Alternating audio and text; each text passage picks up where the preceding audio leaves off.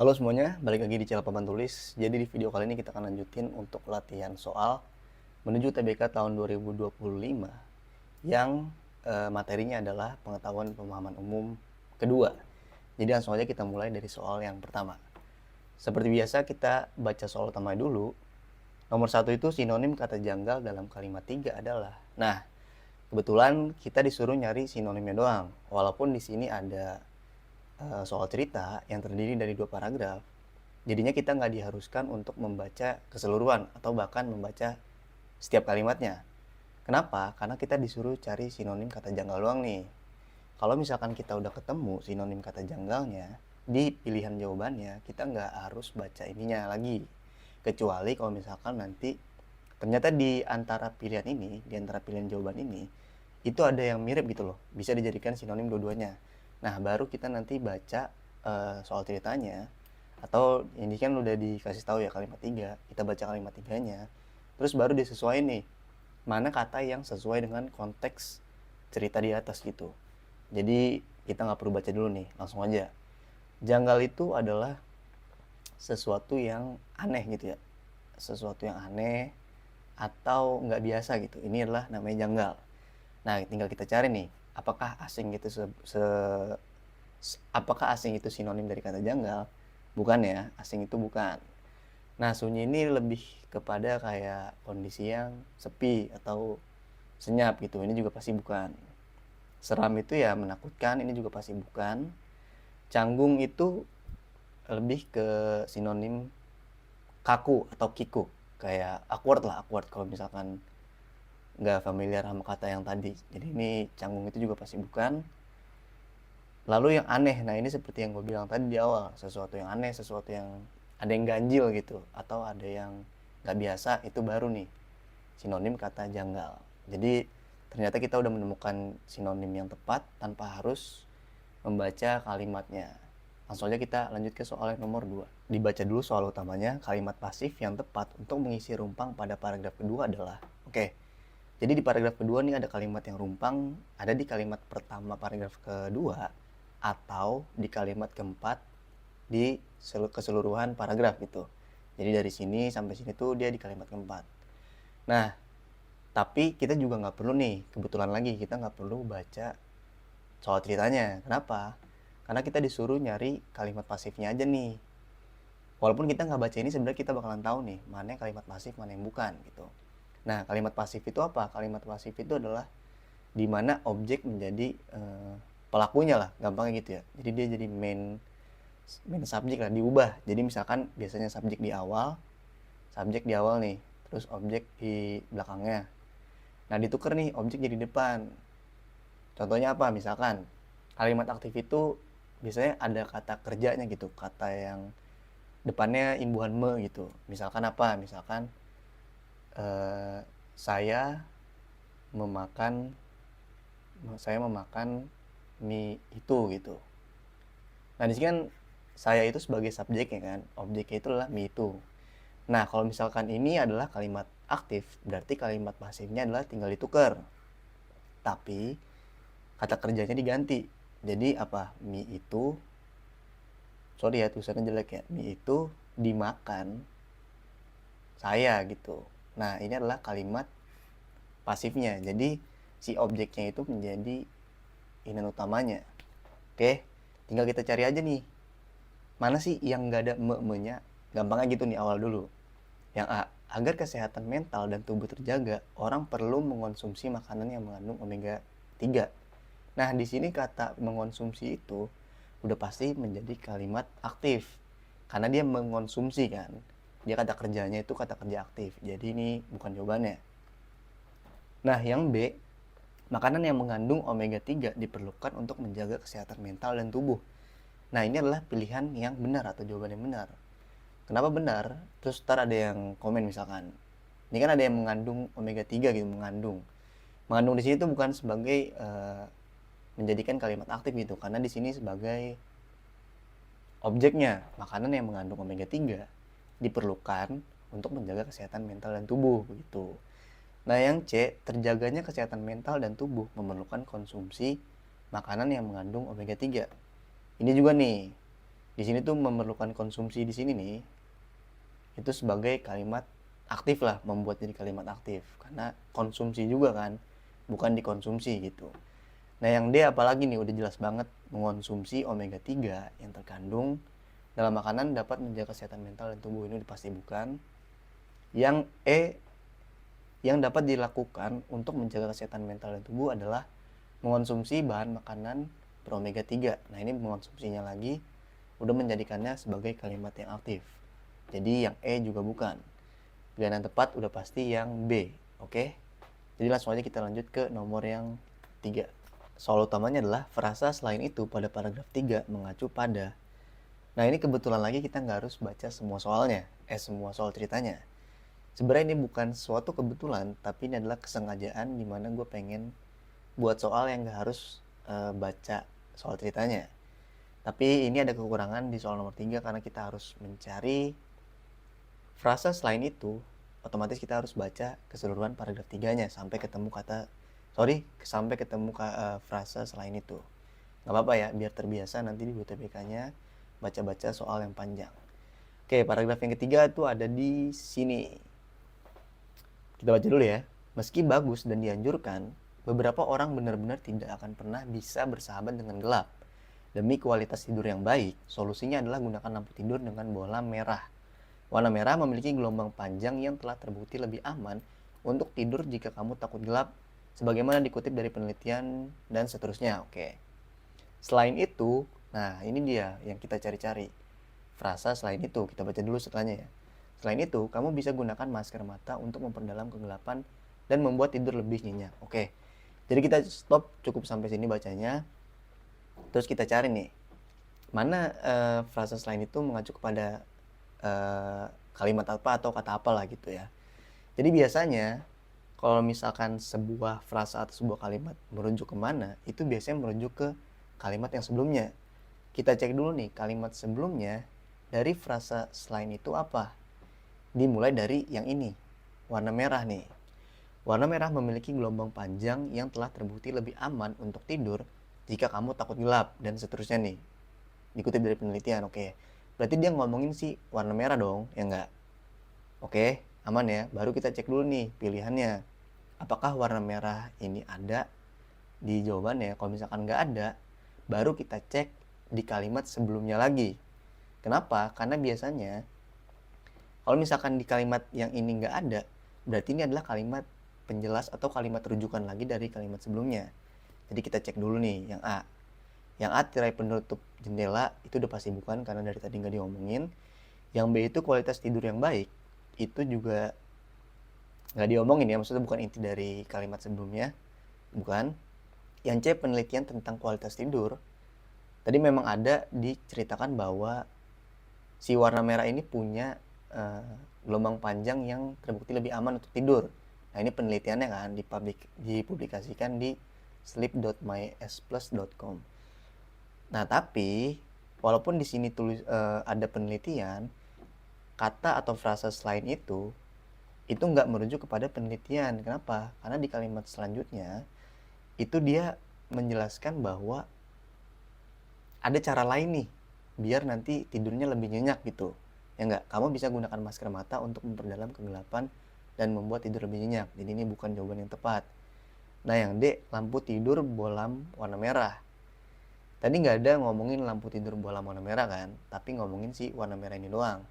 Jadi ini juga bukan jawabannya. Tidur dalam gelap juga nggak diomongin, jadi ini bukan jawabannya juga. Nah terus jawabannya yang mana dong? Nah tadi seperti yang gue bilang, kalau misalkan di pilihan yang nggak ada, kita cek dulu kalimat sebelumnya lagi, dimana dimulai dari kata demi. Nah dari sini, demi kualitas tidur yang baik, solusinya adalah gunakan lampu tidur dengan bohlam merah. Nah ini dia nih yang kita cari. Berarti rujukan dari kata selain itu adalah lampu tidur dengan bohlam warna merah. Kenapa gue bisa bilang ini jawabannya? Karena gini, di dalam kalimat ini yang demi kualitas tidur yang baik, solusinya adalah gunakan lampu tidur dengan bohlam warna merah. Nah di kalimat selanjutnya itu dijelasin kenapa warna merah ini bagus untuk kita menjadikan lampu tidurnya. Karena warna merah ini memiliki gelombang panjang yang telah terbukti aman untuk tidur. Ada penelitiannya nih. baru dikasih tahu. Selain itu, atau selain bola warna merah yang bagus digunakan untuk tidur, ada lagi caranya. Bisa pakai masker mata untuk memperdalam kegelapan dan membuat tidur lebih nyenyak. Jadi jawaban yang tepat adalah yang D. Oke. Nah, sekarang kita lanjut ke soal nomor 4. Kata yang tepat untuk mengisi bagian rumpang pada kalimat 1 adalah, oke, ini lagi-lagi sebuah kebetulan yang dimana kita nggak harus baca keseluruhan soal cerita. Karena ini adalah soal yang gue pilih, biar kita nggak harus baca semuanya. Tapi ini kita tetap harus baca di kalimat yang pertama ya pastinya. Jadi kita disuruh ngisi nih bagian yang rumpang. Mana bagian rumpang yang ini ya? Di kalimat yang pertama. Perkembangan teknologi informasi atau TI saat ini tidak dibarengi dengan filterisasi ya ini, budaya masyarakat luar yang justru makin titik moral anak bangsa. Nah, sampai sini kita sebenarnya bisa ngejawabnya, tapi mendingan kita baca kalimat selanjutnya dulu. Penggunaan Facebook yang demikian masif ternyata disalahgunakan oleh beberapa pihak untuk melakukan penipuan. Oke, jadi sebenarnya sampai sini kita udah cukup. Kenapa? Sebenarnya gue pengen tahu aja nih, di sini tuh kalimatnya yang positif atau yang negatif. Kalau dari isi kalimat 1 dan kalimat 2, sudah bisa kita pastikan bahwa kata yang rumpang ini lebih kepada kata yang negatif. Kenapa? Kan dia di sini ngomongin ini kan, perkembangan teknologi informasi itu kan sebenarnya suatu hal yang positif kan, karena perkembangan teknologi. Tapi dia ngomong ini ke depannya, saat ini tidak dibarengi dengan filterisasi. Nah, ini udah merujuk kepada sesuatu hal yang kayaknya ada sesuatu nih yang aneh gitu. Budaya masyarakat luar yang justru makin titik moral anak bangsa. Penggunaan Facebook yang demikian masif ternyata disalahgunakan oleh beberapa pihak. Nah, di sini dia ngomongin suatu hal yang negatif. Jadi walaupun di sini ya awalnya positif, tapi penulisnya ini pengen ngasih tahu kalau ada dampak yang negatif nih dari perkembangan teknologi informasi. Gampangnya kayak gitu ya. Jadi kita harus nyari mana yang pilihan jawaban ini merujuk kepada hal yang negatif, tapi dengan isi yang sesuai gitu. Nah, yang A, mengeskalasikan itu, eskalasi kan sebuah penaikan ya. Jadi ini adalah menaikkan gitu gampangnya. Kalau misalkan kita masukkan filterisasi budaya masyarakat luar yang justru makin menaikkan moral anak bangsa. Kalau menaikkan moral anak bangsa kan berarti sesuatu hal yang positif. Jadi ini udah pasti bukan jawabannya, ya enggak? Lalu yang B, mendekonstruksikan itu adalah sebuah penataan ulang ya, ditata ulang itu, dekonstruksi. Apakah jawabannya benar dekonstruksi ini? Kita coba ya, filterisasi budaya masyarakat luar yang justru makin menata ulang moral anak bangsa. Sebenarnya ini nggak ada positif, nggak ada negatifnya ya. Menata ulang, tapi di sini konteksnya nggak cocok gitu. Karena kita mencari hal yang negatif gitu. Biasanya kalau makin bla bla bla moral anak bangsa, berarti kan yang negatifnya makin merusak atau misalkan makin menurunkan moral anak bangsa dan lain sebagainya. Jadi ini bukan jawabannya juga. Lalu yang C, mendegradasikan. Nah, degradasi ini kan artinya menurunkan ya. Jadi ini adalah pilihan yang benar karena tadi udah gue spill juga sebelumnya. Yang menurunkan itu cocok untuk kalimat yang negatif. Jadi kan gini, perkembangan teknologi informasi itu kalau nggak dibarengin sama filterisasi budaya masyarakat luar, bakalan menurunkan moral anak bangsa gitu. Yang justru makin menurunkan moral anak bangsa. Jadi jawabannya yang C. Kalau kita pilihan yang D sama E kita bahas, mengonstruksikan itu kan mirip dengan dekonstruksi, tapi konstruksi itu dia membuat. Kalau ini kan menata ulang, jadi udah ada yang jadi, itu dibuat ulang lagi gitu, diganti-ganti biar lebih bagus. Kalau yang mengonstruksikan kan dibuat dari awal gitu, membangun. Jadi ini juga bukan membangun moral anak bangsa, itu kan positif. Lalu yang E, mendeviasikan. Mendeviasikan itu sebenarnya adalah penyimpangan ya, deviasi itu penyimpangan kan.